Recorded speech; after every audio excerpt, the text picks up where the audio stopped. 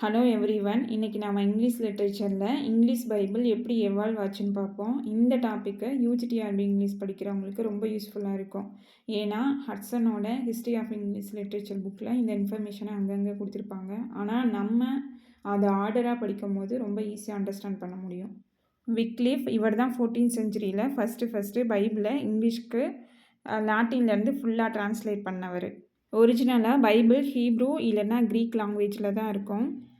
விக்லீஃபுக்கு முன்னாடியே கேட்மன், இவர் old English பீரியடோட writer. இவர் பைபிள் ஸ்டோரிஸை சாங்ஸாக பாடினார், அதுவும் லாட்டின்லேருந்து தான்.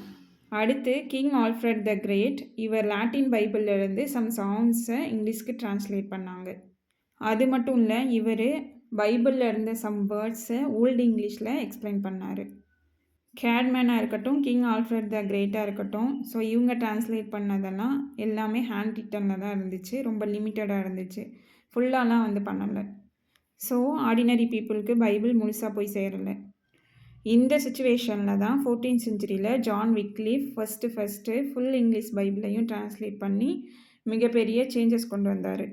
ஆர்டினரி பீப்புளும் பைபிளை டைரெக்டாக ரீட் பண்ணணும் அப்படிங்கிற அவரோட விஷ் தான் ஃப்யூச்சரில் இருந்த ரிஃபர்மேஷனுக்கு ஒரு பெரிய ஃபவுண்டேஷனாக இருந்துச்சு, ரிலீஜியஸ் ரிஃபர்மேஷனுக்கு. ஸோ விக்லிஃபை morning star of the reformation அப்படின்னு சொல்லுவோம்.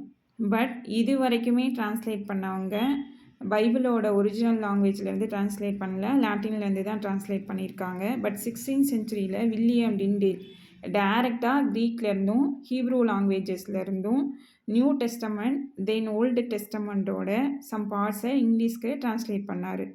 இது ஒரு ரெவல்யூஷனரி ஸ்டெப்.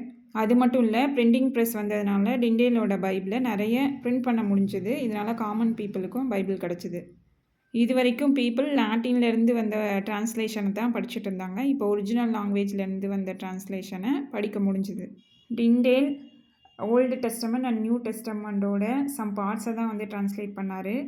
தென் டிண்டேலுக்கு அப்புறம் Miles Coverdale first complete printed English பைபிளை வெளியிட்டார். இவருக்கு அப்புறம் Matthew's Bible, great Bible, Geneva Bible, Bishops பைபிள்னு நிறைய வெர்ஷன்ஸ் வந்துச்சு. கடைசியாக 1611 கிங் ஜேம்ஸ் வெர்ஷன் வந்துச்சு. இது டிண்டேல் அவரோட ஒர்க்கை பேஸ் பண்ணி நிறைய ஸ்காலர்ஸ் க்ரியேட் பண்ணது. இது கிங் ஜேம்ஸ் பண்ணது. கிங் ஜேம்ஸ் வெர்ஷனில் லாங்குவேஜ் ஸ்டைல் சூப்பராக இருக்கும், பொய்டிக்காக இருக்கும், ரிதம் இருக்கும். அதில் இருக்க ஃப்ரேசஸ் இன்றைக்கும் இங்கிலீஷ் லாங்குவேஜில் காமனாக யூஸ் பண்ணிட்டு தான் இருக்கோம்.